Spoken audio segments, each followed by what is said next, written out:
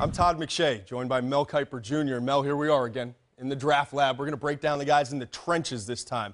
Now, you see this board, mostly defensive linemen. I don't think it's an indictment on the offensive line. Only one guy, Nate Solder from Colorado here. I think it just speaks to the strength of this defensive line class. Of all of these players, Mel, which one has the greatest upside? I'm going to go to the guy that you just said is the only offensive lineman on this board, and that's Nate Solder from Colorado. Why? Because he's a former tight end, limited experience at left tackle, had his shaky moments even this year. Go back to the Cal game.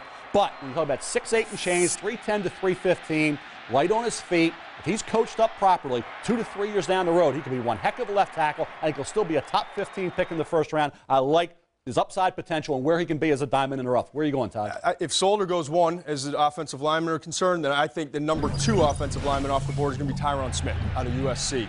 Not a lot of people know about him. Underclassman, 2 years as a starter at right tackle, not left tackle, so there's some concerns. Not even 300 pounds, but supposed to be ready to be at that 300-pound mark at the combine. So it's still developing, but he has the feet, he has the balance, and I think he's a lot stronger than his frame indicates. I think it goes Solder, then Smith in the offensive tackles. How about risk? Which player of all these has the biggest risk to you? The number 1 player on my board right now, I think, presents some risk, and that's Nick Fairley from Auburn. And say, what the heck are you talking about? How can he be number 1 on the board? Well, he had a dominant year, but it was only that 1 year. Remember, 2 seasons ago, 28 tackles. He improved that to 60. Not many sacks. He improved that to 11. Tackles for loss limited. He went off the charts this year. And the fact there's some lulls in his play. And you think about if you're a number 1 overall pick, you would like more of a body of work like Ndamukong Suh.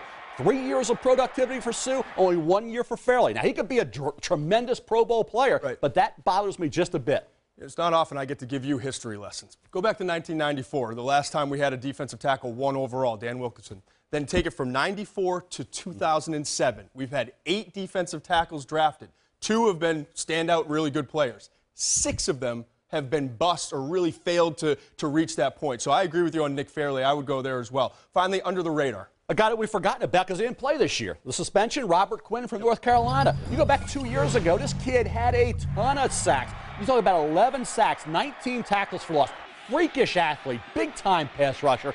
Robert Quinn, don't sleep on this kid. This kid will be in the top 10 overall, and he will be a dynamic sack artist, I believe, in the National Football League. I like my small school guys. I'm going to go with Will Rackley coming out of Lehigh. He's 6'3", 310 pounds. He played tackle, at left tackle position at Lehigh, but you move him into guard in the NFL, and I think he's the type of player you get in the 3rd round. He's a starter for you 6-8 years down the road. Remember that name, Will Rackley at the offensive guard position. Now, we got a lot of names to remember, a lot of great defensive tackles, defensive ends. We're going to sort it all out with the Combine Pro Day workouts coming up. This is going to be a very impressive group of defensive linemen.